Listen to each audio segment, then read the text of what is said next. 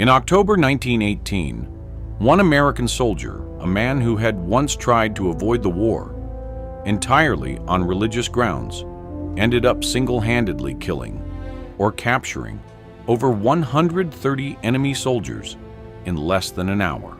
This is the true story of Sergeant Alvin York, a man who didn't want to fight this war at all and became one of the most celebrated soldiers in American history anyway. Alvin York grew up in the mountains of rural Tennessee, one of 11 children in a poor farming family. He was known locally as an excellent marksman, but also as a man with a difficult past, heavy drinking, occasional violence, a life without much direction. That changed after a religious conversion in his mid-20s, which led York to join a strict pacifist church. When the United States entered World War I and York was drafted, he applied for conscientious objector status, believing his faith forbade him from taking part in war. His request was denied. York struggled deeply with being sent to fight despite his beliefs. His commanding officers, recognizing his sincerity, spent hours in conversation with him, discussing scripture, duty, and the idea that sometimes fighting against evil could itself be a moral obligation. York asked for leave to go home and pray on it alone in the mountains before making his final decision. After days alone on the mountain, York came to a decision.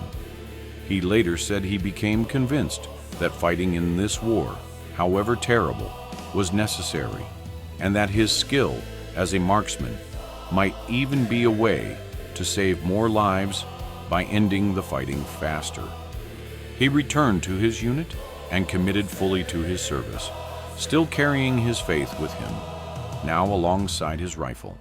By October 1918, York's unit was fighting in the Meuse-Argonne offensive, one of the largest and bloodiest battles of the entire war.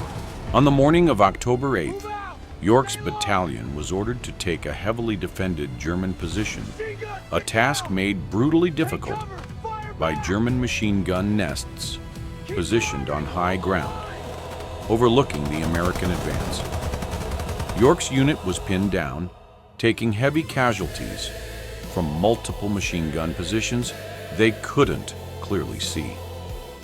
With senior officers killed or wounded, command of the small patrol fell to Corporal Alvin York. He needed to find a way to silence those machine guns, or his remaining men would be cut down where they lay. York led a small group around the German flank, working through dense forest to get behind the machine gun positions. In the chaos, most of his group was pinned down or captured. York found himself facing the German position largely alone, directly in the line of fire from multiple machine guns, with enemy soldiers now aware of his presence and turning to fire on him directly. What happened next became legendary.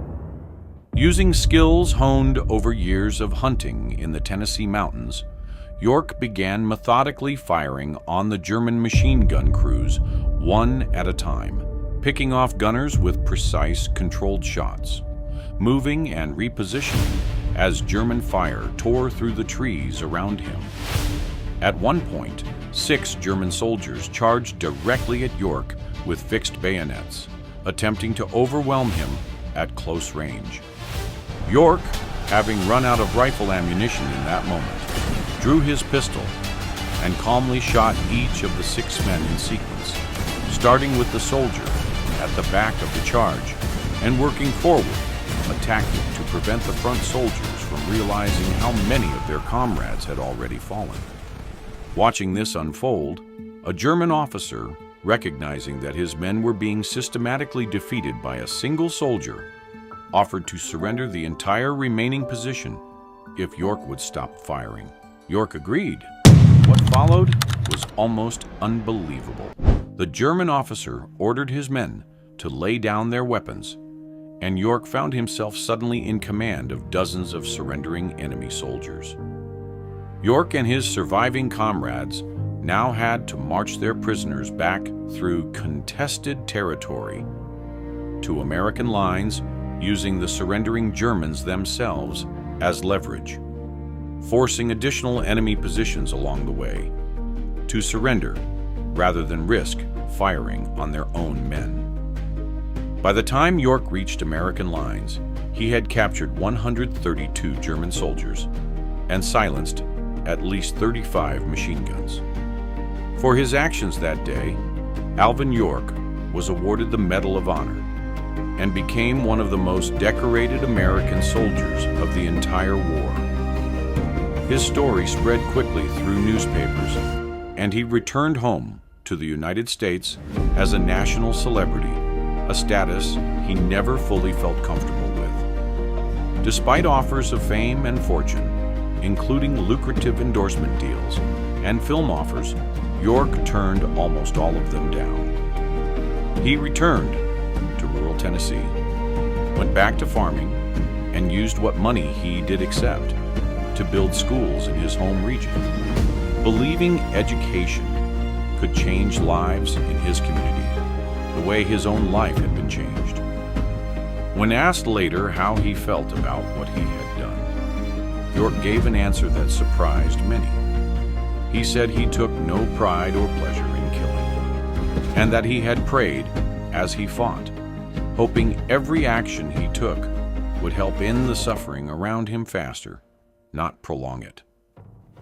He never fully reconciled his faith with what he had done, but he never stopped believing that his purpose that day had been to save lives, not take them. Alvin York died in 1964, still living in the same region of rural Tennessee where he was born. A monument now stands near the site of that battlefield in France, marking the spot where a man who once tried to avoid war entirely ended up changing the course of a single, brutal morning, and in doing so, helped save the lives of the men who fought beside him. He never wanted to be a soldier. He just didn't want anyone else's blood on hands that could have been stopped by his own. Subscribe now.